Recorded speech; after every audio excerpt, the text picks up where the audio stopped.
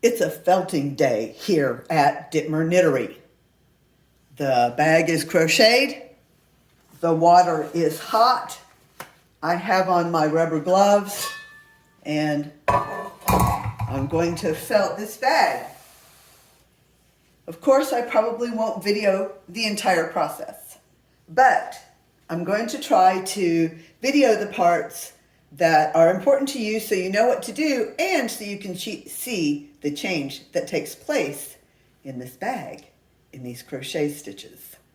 So I'm going to pour in some hot water right now. I've heated this on the stove. I caution you, this is not a project for children. This water is hot, and you do not have to use water this hot if you're not comfortable. I have not always used very hot water. I used to use hot tap water.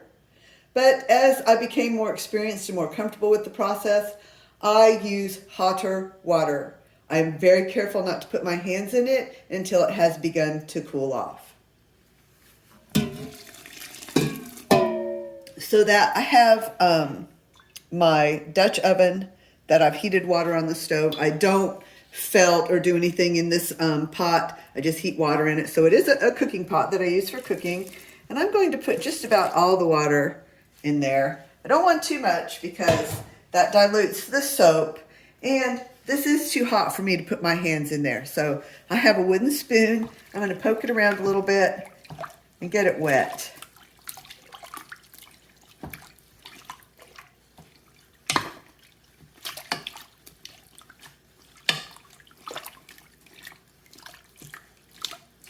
Trying to get all of it under the water, and you can see that wool is naturally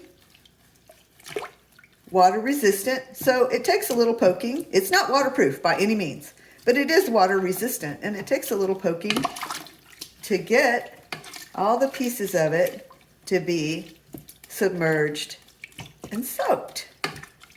And now I am going to let this sit until that water becomes of a temperature that I can put my hands in. Even with my rubber gloves on, this water is too hot. It was nearly boiling. So I'm going to give it a few minutes and I'll be back. It's been about, I don't know, 5 or 10 minutes, and the water probably has cooled enough that I can put my gloved hands in it. And I'm just going to make sure the piece is thoroughly wet. I want to be careful not to stretch it because, as you see, what happens at first is that the piece gets big and stretchy. So try not to pull on it. Try not to stretch it too much as you begin. This stretchy phase will pass, but here in the beginning, it's good to be cautious, just to try not to stretch it too much. And that's not going to hurt it, like I showed you, to lift it up out of the water carefully and show you how stretchy it is. But take care not to pull on those stitches and distort them as you just begin to swish. Things you may want to watch for is if you have a seam anywhere, a bottom seam or a side seam, which I haven't here because I worked in the round. But if you were to have a seam, watch that to make sure the seam is not felting in on itself. But this bag doesn't really have any of those features that I would worry about felting to itself. Just be cautious at first, not to stretch, and to agitate gently. And yes, you can begin to add soap. And I usually hold the soap in my hand and swish it in the water and up against the item till I start to see a little suds. You're not going to see, most likely, you're not going to see a lot of suds, but if you see some suds, some soap, that's probably enough. You can always add a little bit more, but also you're going to, as the piece felts, the water's going to cool. You're going to drain out some water into a bucket, some wastewater into a bucket. Do not pour it down your drain. And then replace the hot water. So don't add too much soap because you're going to be getting rid of this water and putting in more water. So a little soap at a time.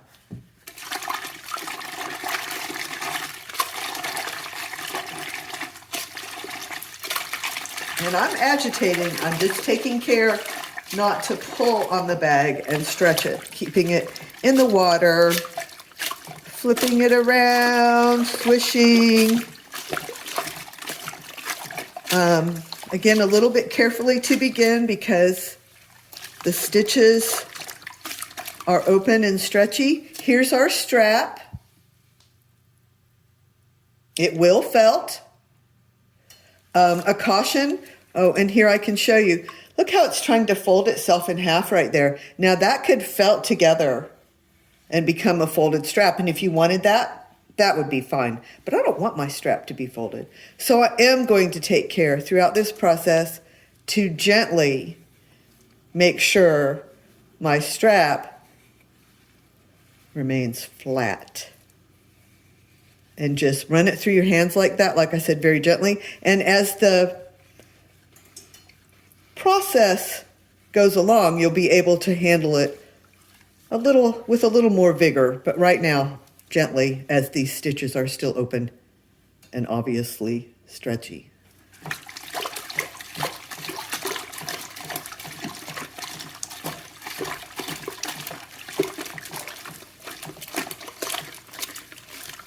Now I'm usually able to do this agitating for about 10-15 minutes. And then I have to rest, and that's fine. Usually what happens is I agitate until the water begins to get cool, and then I rest. Heat up some more water, change out the water, and continue to felt. And you know, if you need to take a break for a meal or to go somewhere, it's perfectly fine to leave the bag mid-felting. The only reason not to leave it in the water would be if you had dye bleeding into the water. You wouldn't want the bag to lay in that dye. But see how my water is clear? I could walk away from this and leave it overnight if I wanted to, if I were tired at this point. So and I'll say that again as we move through that this is not a process that you have to complete in a few minutes or all in one sitting. This is fun and easy, and it looks to me like we're getting just a little bit of change in our stitches. A little bit of fuzziness in that yarn. A sure sign that it's beginning to felt. It's starting. It has a long way to go. But when you see the yarn looking like this at this stage, when we've only been felting for a few minutes, you know it is going to felt. You know that you're going to end up with a felted project if you just continue this.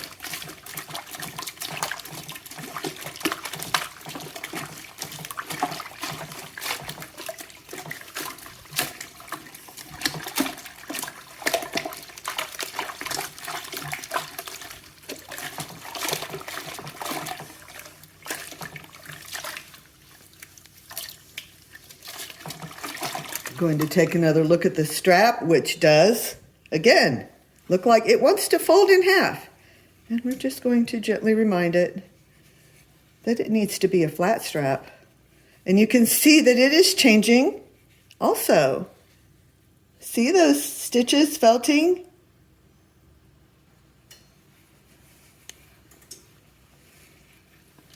There, I just very gently run that over my hand and make sure my strap is flat.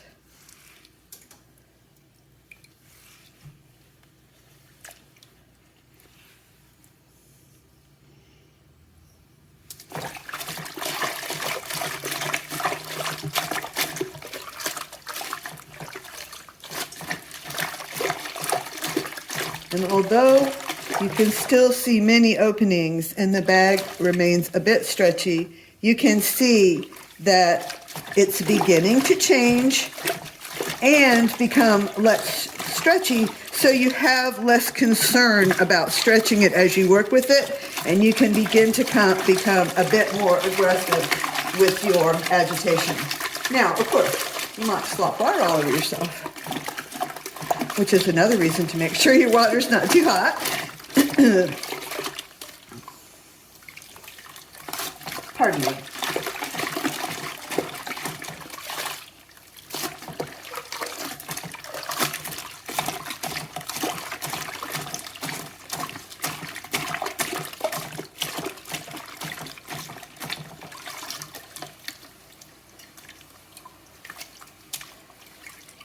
It's felting. No question about that. Here's our flap. And it looks a little long and stretchy at this point, which is normal for such a flap. This is what I usually see.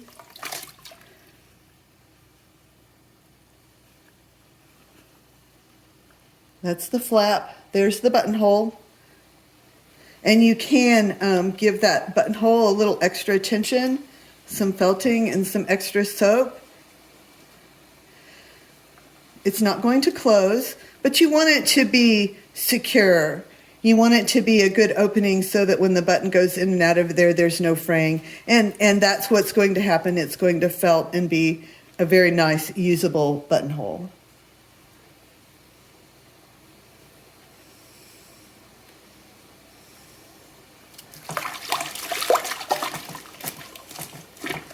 So I said the flap looks a little long and narrow.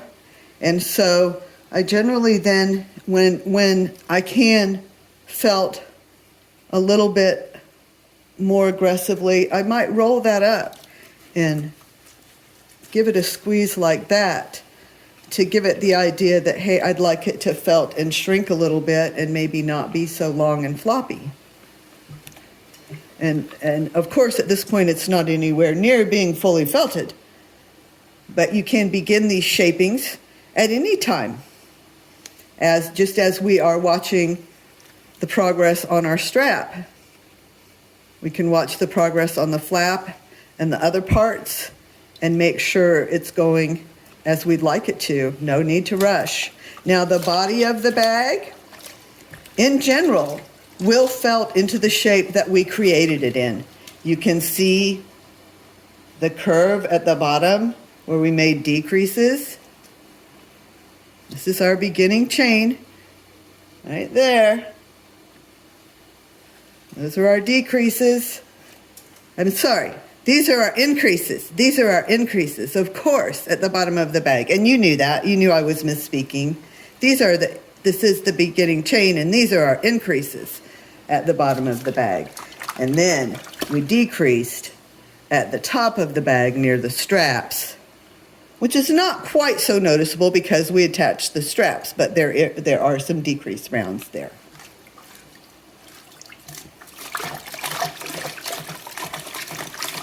I'm going to continue felting.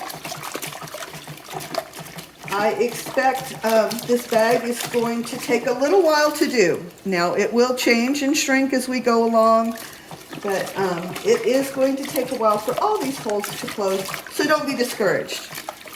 Just continue. There's not a limit to the number of times you can agitate it. There's not a limit to the number of times you can add hot water. You could even let the water cool off, rinse it in cold water, and plunge it back in the hot water and shock it. Generally not necessary with wool that's this happy to felt. This wool is felting very nicely. So I'm going to continue for a little bit, and then I will be back to show you more of how this bag changes as we felt.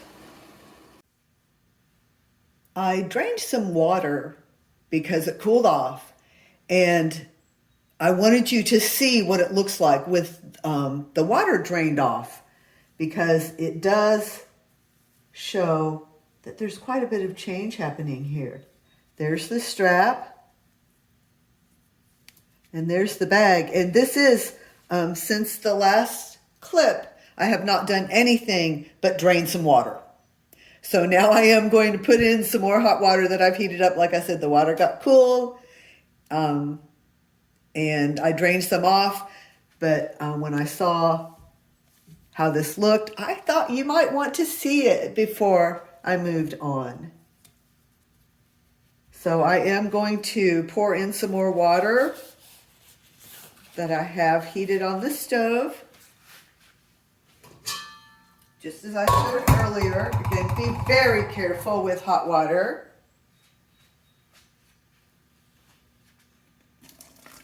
And I poured in almost the whole pot last time, and I don't think I need that much. Too much water can dilute the soap, and you can always add some more if you need to. You can see this is very hot. One of the advantages of this second pouring in of the hot water is that there's some cool water in here already. Like even though I drained it, I didn't drain it completely. I left some of the cool water in there. And of course the bag itself absorbs quite a bit of water. So this will cool off quickly enough for me to handle it within a few minutes. And even now, although it's quite warm, it's not too hot to handle. So I'm going to go ahead and continue felting. And so far, you have seen all of this felting take place. When I have paused, all I did was drain the water and heat up some more water. So far you have seen all of this take place. And see, when it's wet and in the water, you can see more openings in the fabric, and then as you lift it, you can see that it's beginning to felt very beautifully as well. So just showing you some things that take place so you feel a little bit familiar with the process before you try it yourself. Be sure to watch some earlier videos where I show felting a swatch and other things that will be helpful to you if this is your first time doing this method of felting, which I call hot water immersion felting. Checking my strap again. And now, as I can see it's begun to felt, I can handle it a little more aggressively. I'm no longer worried about stretching the stitches. I still take care with the strap and the flap not to pull on them. I want them to felt up nicely. I want the whole thing to felt up nicely, but the bag, like I said, because it has a construction, it's going to felt very nicely. The strap and the flap just need a little bit of attention to make sure they're shaping and felting well and not sticking to themselves or getting funny looking. If this, and you know, if your flap turns out not to be to your satisfaction, there's a lot of ways you can fix that. You can cut felted fabric and it won't fray. You might want to felt the edges where you've cut it just because it'll look blunt, but it won't fray. If you have to cut your flap, or if your strap is too long and you want to cut it and sew it together, sure, there'll be a seam there, but it's not going to be noticeable. Felting is a really, really fun and forgiving process. I said in the beginning, take care, but at this point, this thing could be agitated as hard as you like to agitate it. Of course, move it around. You don't want to felt just one spot. I open the bag. You can even turn it inside out and felt that way for a while if you want to. Not necessary, but okay to do that. This is, I've mentioned before, this is patent classic 100% wool. One of the reasons I like using a commercial wool like that, and sometimes you can get it on sale at Joann and other places. Some of the reasons I like working with it is it's available. And they generally have some of the same colors from season to season, year to year. It doesn't bleed much dye in the water. Even if your bag had multiple colors of Patton's classic wool, it probably wouldn't bleed any dye into the water. Any dye that it did bleed into the water would not cause any problem with your bag unless you left your bag sitting in that dye water for an extended period of time.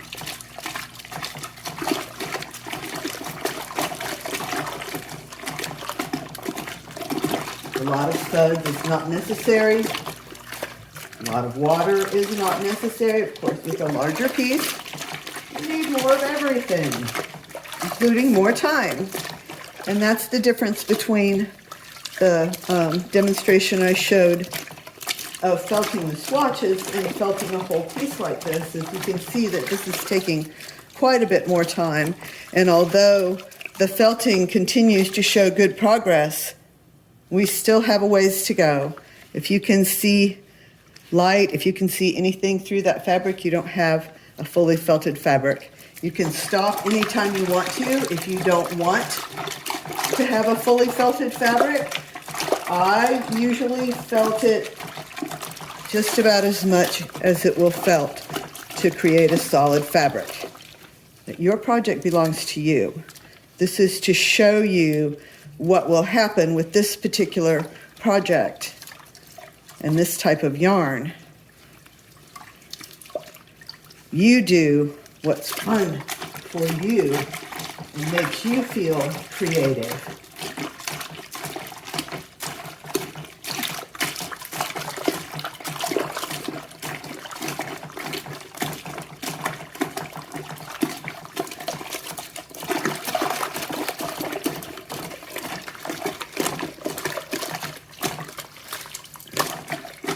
Water all over myself.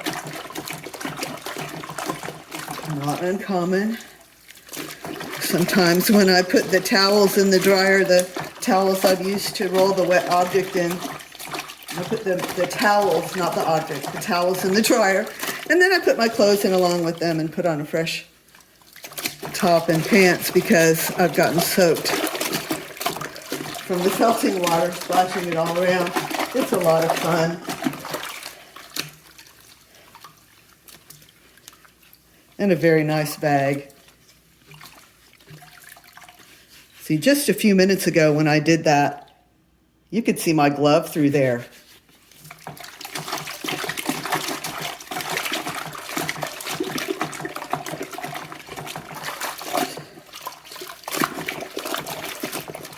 I'm going to give this flap a little bit of attention. You can see the buttonhole is very nice. Those edges will felt. Anything you do to promote the felting of those edges, of course, will help them not fray. And it shouldn't fray no matter what, but if you give it a little extra felting, then you know you've got a good buttonhole there. Put some soap right on it. Get it good and soapy, and make sure that buttonhole is not going to fray. Like I said, it probably won't anyway, even if you don't give it any extra attention, but I like to see my buttonholes look open and good. And I'm going to give the flap a little bit of extra soap. It doesn't quite felt at the same rate of the bag because of the construction of the bag. The flap is hanging loose, so I like to give it a little extra attention. I think the strap is probably looking pretty good. Once we got past the concern that it would felt in on itself, folded in half, I wasn't so concerned about it. And as I agitated the bag, the strap felted nicely. Again, you cannot see my glove or any light through that strap. I'm going to continue to felt. I don't think it's finished. But when you can see that the fabric is becoming solid, you can't see light or my glove through there. You're getting close to having a felted fabric. And when I say close, I mean I'll probably continue to felt another 15 to 20 minutes. I like my projects to be thoroughly felted. And I don't like it when I take it out too soon, shape it and dry it, and then decide it needed more felting. This is the time to give it all the felting you want. Of course, as I mentioned earlier, you can stop and leave your object wet. You don't have to finish felting in one day. What I was speaking about a moment ago is when I complete the bag and realize I wish it had more felting. If you want to stop now and let it lay on a towel, wrapped in a towel overnight, and unroll it and see in the morning if you think it needs more felting, you can do that. You can leave it laying in the pot. I wouldn't leave it laying in the water, but you can leave it sitting in the pot or rolled up in a towel as much as 24 hours. No problem. So don't feel like you have to do this in one session. And I often take extended breaks, have a meal, relax. Let it take half a day to do this. But I'm so pleased in this progress here that I'm wanting to share it with you and let you watch it happen with me.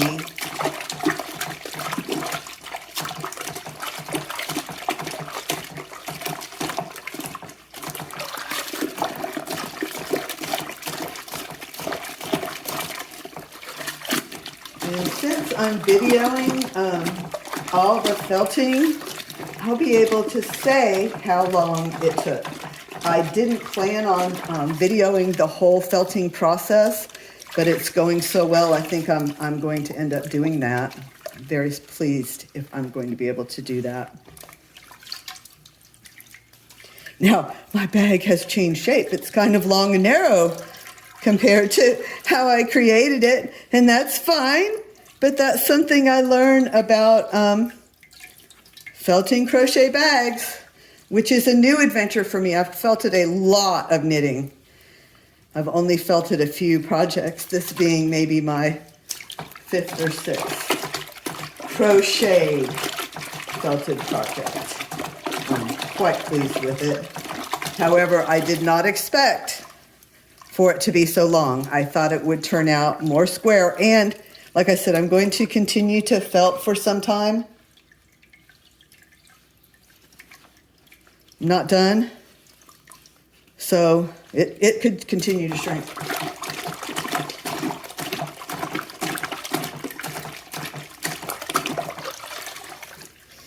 I mentioned as I began that wool is water resistant, not waterproof, not waterproof at all, but water resistant. And you can begin to see this as the fabric forms, that when I get it wet and then I lift it up out of the water, there's water in the bottom of that bag. It's trying to hold the water, and it can't hold it all, but it's trying to.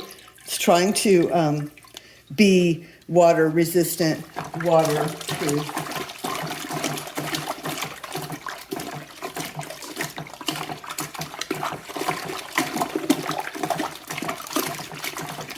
So this has been about 10 minutes of continuous felting from when I started this clip, not from the beginning of felting, not from the beginning of felting. 10 minutes in this clip from where I showed you the bag laying in the pot, having the water drained after the first felting session. This is our second, what I call the second felting session. I let myself rest, and then I came back. That's how I, those are the sections, dependent upon my weariness. And this is hot work. It's not hard work, but it's hot work. And I'm going to take another break here in just a moment. And then I'll come back and we'll continue. It's looking very, very nice. I'm not seeing any areas that have openings. But I know from experience that I should continue just a little bit more if I want a fully felted fabric. You could stop here. No reason you couldn't stop here if you were happy. And I see enough texture remaining here that I believe there will be a little bit of texture when it's dry. I will be back I think probably to finish felting here in just a few minutes. I mentioned some reasons I like using this wool. There's a little bit of the debris from the wool in my water. Of course, I don't want that to go down my drain, but some other yarns produce a great deal more fuzz and waste in the water. This is not much at all compared to some yarns I've used. And right offhand, I'm sorry I can't mention them, but because the commercial ones like this and the Galway and the fisherman wool, like I said, usually the commercially available yarns have a reliable performance. They may not be the best quality yarns you can buy, but they have reliable performance. A little waste, not much yarn bleeding into the water, and reliable performance. You know how it's going to felt. I'll see you in a few minutes. Here's the bag after just a couple of felting sessions. I would guess, and when I follow up, I hope I'll have a accurate time for us. I would guess I have agitated for between 20 and 30 minutes, and I would say probably closer to 20 minutes. And this bag, you could call it complete, you could call it felted. I'm going to give it one more session of felting. And as I mentioned earlier, it's my logic that this is my chance to felt it completely. And of course, after the felting is completed, even after the item is dry, if you feel like it's not felted enough, you can return it to felting. You can return it to the water and continue felting. It's just makes more sense to me that if I want it thoroughly felted, I'm going to do it now, as thoroughly as I can. So I don't expect to see a whole lot of change during this time. Another reason to continue is to be sure that there are no little places that may not be thoroughly felted. You can put your hand inside and see if you can see your glove anywhere through the stitches. That's a good way to judge that your stitches are thoroughly closed. And sometimes there is just a little hole somewhere that doesn't want to close. I don't see anything like that, but if I did, I would rub my soap on it and agitate that certain area if I saw a space that wasn't quite as closed as I would like it to be. The strap looks nicely felted. If I thought it needed a little more, I could do the strap just by itself, put soap on it. Make sure it's thoroughly felted. This is where we attached it to the bag. It's thoroughly attached, very well attached. There's a seam on one of these sides, but you can't even see that. I think maybe it's this side. I think I can feel the seam right there.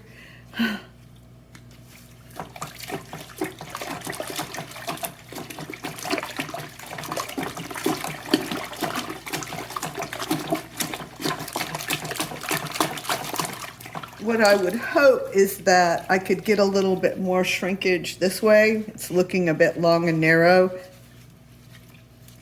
Nothing that would keep it from being a lovely bag, but it'd be nice to get a little bit more even shrinkage from top to bottom and side to side, which is what I have learned to expect from crochet. But as I mentioned, I haven't felted a lot of crochet, but I have felted a lot of knitting. So I have a little bit better idea of what's going to happen when I felt knitting than I do with crochet.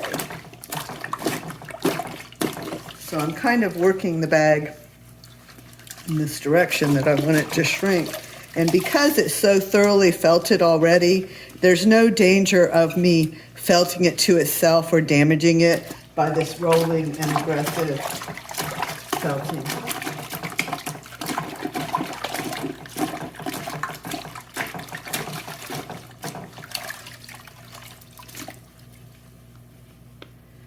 Buttonhole looks very nice.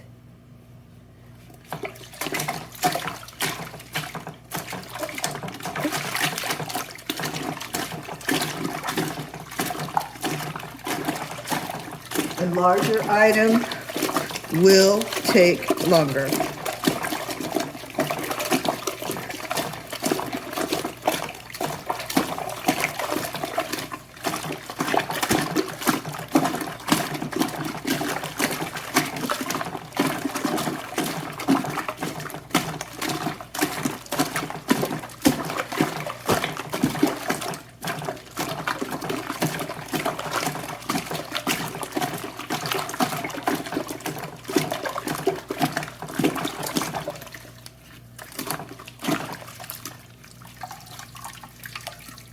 So there's not much change in these last few minutes of felting, but I believe there is a small change. No dramatic change, but I'm usually glad when I give it this final session, because when I do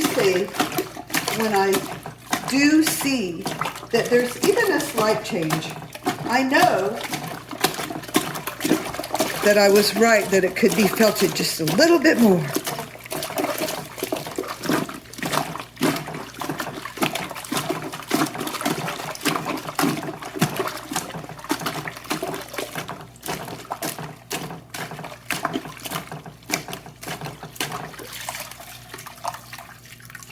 I am quite happy with this. And see how it tries to hold the water. It's a little bit water resistant. It has a nice shape. Everything looks well felted. I'm going to call this project Felted.